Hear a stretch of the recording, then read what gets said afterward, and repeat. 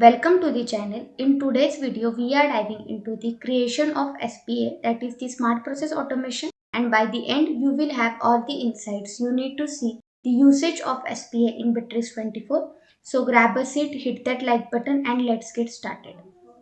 For creating SPA, first we need to go to the CRM. In CRM, here we have the more option.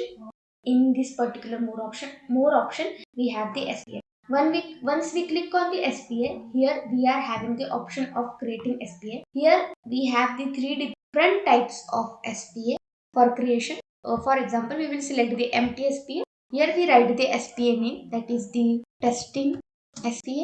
Once we add the SPA name, here we have the different option of selecting the different pipelines and funnels, stages in the Kanban views, automations, triggers, etc. So we will select that options over here.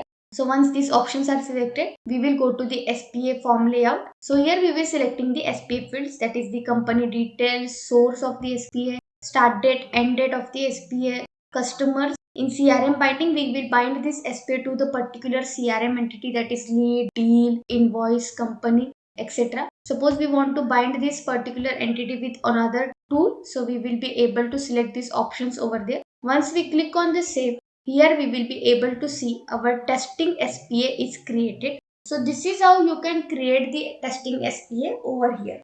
Thanks for watching. If you found this video helpful, don't forget to like, subscribe and hit the bell icon for more content. Drop your thoughts or questions in the comments below and I will see you in the next video.